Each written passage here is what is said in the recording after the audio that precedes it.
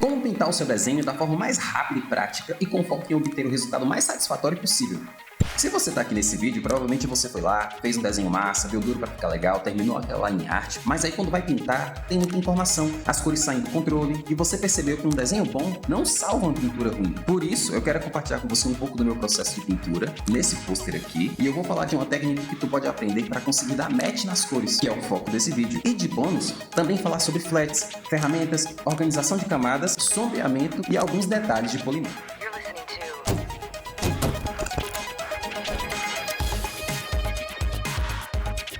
Vamos partir do princípio que inteligência é a capacidade de resolver problemas. Se você aí tá sem saber quais cores escolher, pode estar se perguntando, como eu faço para resolver isso aqui? Mas a pergunta certa é, quem já passou por esse problema e pode me ajudar? Veja que eu troquei o como pelo quem, porque a gente é pouquíssimo original. Com certeza a dificuldade com cores que você tá tendo hoje, alguém que é muito bom nisso também já enfrentou antes. Quebrou cabeça, gastou tempo, gastou dinheiro e agora pode oferecer a solução, muitas vezes até mesmo de graça. Mas como? Pois bem, é por isso que eu comecei esse pôster aqui. Atualmente vamos usar a line art dele de exemplo, porque eu vou te mostrar uma das formas de aprender usando o conhecimento de outras pessoas. Na maioria das vezes, uma ótima ideia é pegar uma arte que você curte muito as cores, seja porque você gostou da combinação entre o tom de pele do personagem e o cabelo, com as roupas, etc, e simplesmente aderir. Literalmente copiar aquilo para seu projeto, pois se aquelas cores já funcionam naquela peça, também vão funcionar no seu desenho se você aplicar elas com um pouquinho de noção e testes, mas cuidado, sem querer reinventar a roda. Essas três aqui me chamaram bastante atenção pela combinação de cores e estilo.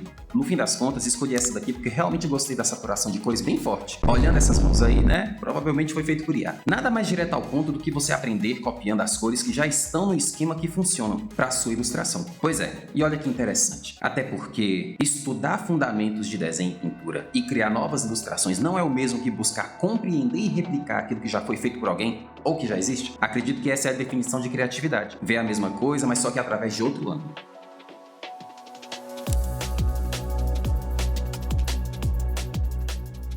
Para conseguir trabalhar com as cores agora já selecionadas, eu vou criar uma nova camada abaixo da camada de line art. Essa é a camada que vai servir de base para fazer a pintura. E nela, vamos ter o que podemos chamar de flat base. Para criar isso, vamos usar a ferramenta laço. Com ela eu vou fazer a seleção de toda a área que quero pintar em meu desenho. Detalhe, quando você segura o botão Shift, você consegue acrescentar áreas à sua seleção. E do contrário, quando você segura Alt, você consegue eliminar. Tudo isso sem perder a seleção atual. Isso é o básico para fazer uma flat prática e sem muita dificuldade. Agora, para preencher essa seleção, eu uso a ferramenta balde de tinta para cobrir toda a área selecionada de uma vez. Mas uma opção também seria usar o pincel e pintar dentro da área selecionada, mas quando for fazer isso, não esqueça de desligar a função pressão do pincel.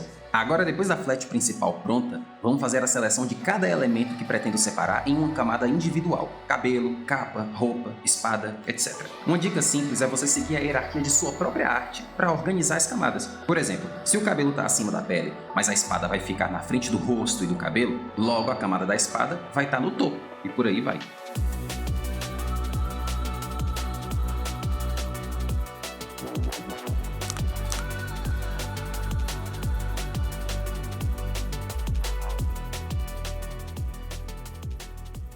Quando você já tiver cada elemento no seu lugar, é o momento em que você pode revisitar sua referência de cores e pensar em talvez mudar um pouco. Você não precisa se prender somente àquela tonalidade que escolheu. Eu vou fazer isso várias vezes durante esse processo, até o fim do vídeo. E é nesse momento em que entra um pouco de feeling em relação a talvez uma cor que está saturada demais, está chamando muita atenção, parecendo fora do lugar. Então, é nessa hora que você volta lá dentro de sua referência e escolhe um outro tom que possa parecer visualmente mais agradável e também, consequentemente, vai continuar combinando com as outras cores que você escolheu antes. Por isso, aderir às cores de uma referência é um trabalho que pode te ensinar o quanto aquela composição funciona, entende? Mas só que você vai precisar de paciência para ir testando enquanto aplica, até você se sentir satisfeito com as cores base do seu desenho. Mas é importante para o próximo passo que essas cores base que a gente escolheu não sejam tão escuras em valor tonal.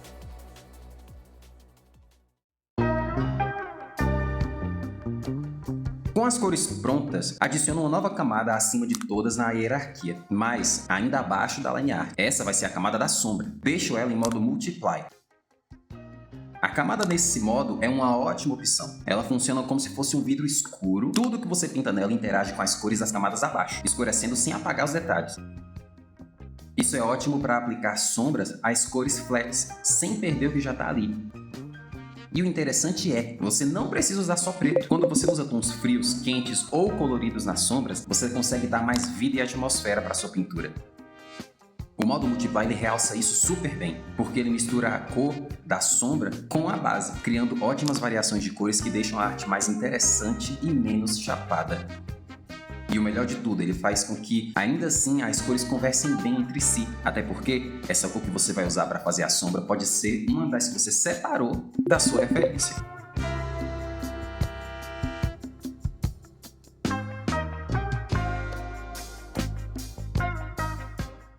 Agora, mesmo usando só uma camada para sombrear tudo, eu continuo usando a ferramenta Laço para selecionar as áreas que eu quero que tenham sombra. E ao mesmo tempo, as partes em que eu não coloco sombra acabam se tornando área iluminada. Posso trazer mais vídeos ensinando sobre como sombrear suas artes e deixar sua ilustração mais tridimensional. É só falar aí nos comentários.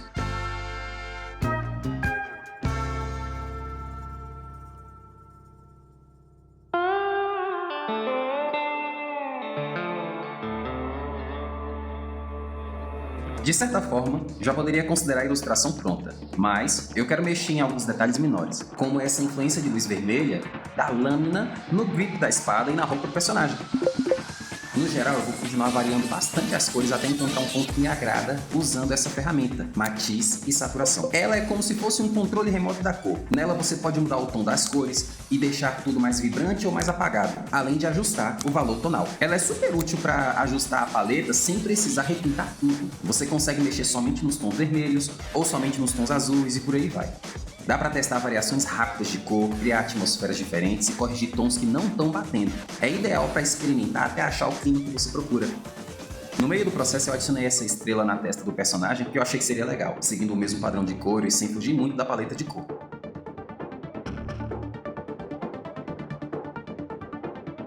Além disso, durante o processo eu também uso muito o airbrush para criar umas variações de cor sutis dentro das flats e até mesmo dentro da própria camada de sombra.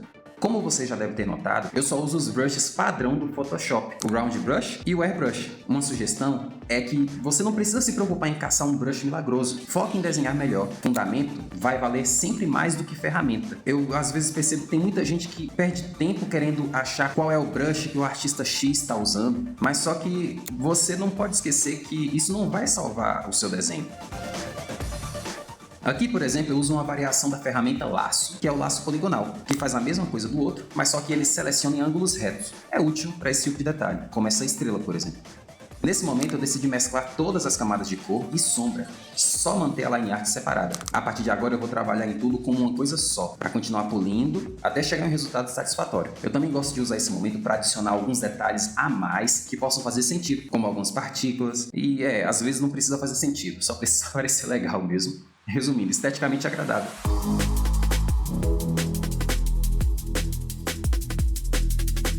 Vamos aplicar agora alguns highlights nessa peça. Eles simulam onde a luz bate com mais força, em superfícies brilhantes, metálicas ou úmidas, por exemplo. Usar highlights do jeito certo dá aquele toque final de volume e impacto, fazendo com que ele se destaque na composição. Para isso, a gente só precisa escolher uma cor da paleta que faça sentido. Nesse caso, eu escolhi esse tom de amarelo e deixei ele mais claro, mais desaturado. Use os highlights com moderação. É bem fácil exagerar e acabar saindo do controle.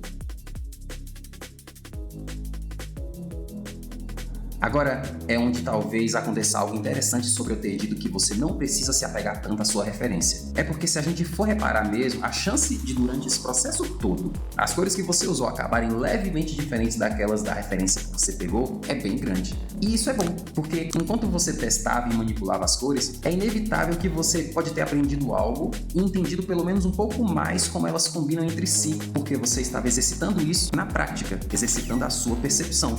Esse é um dos melhores momentos que também você poderia testar coisas novas na composição. Alguns detalhes pequenos, como por exemplo, aqui eu escolhi trocar a cor dos lábios do personagem. Eu achei que valia a pena testar e gostei do resultado. E eu fiz isso usando uma cor que já tinha dentro da própria arte. Isso faz com que a linguagem seja mantida e respeitada, mantendo uma coesão visual, algo que se torna bom de ver.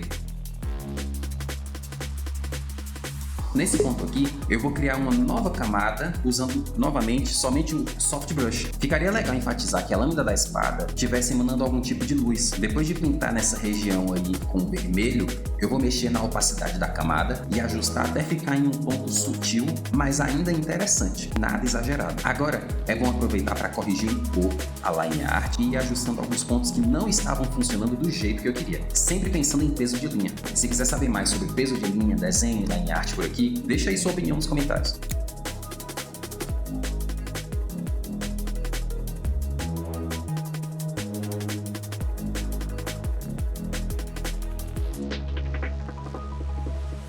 Outro detalhe que usei aqui foi o filtro de ruído, que adiciona uma granulação sutil e ajuda a dar textura à imagem. Também apliquei um leve desfoque gaussiano nas bordas, e esse truque ele cria uma profundidade suave, um negócio meio cinematográfico que ajuda a focar o olhar dentro do centro da cena. Mais ou menos em alguns casos, mas às vezes funciona bem.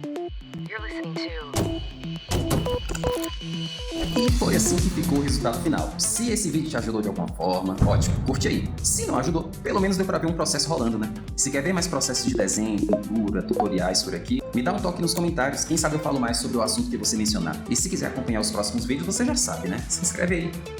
Valeu!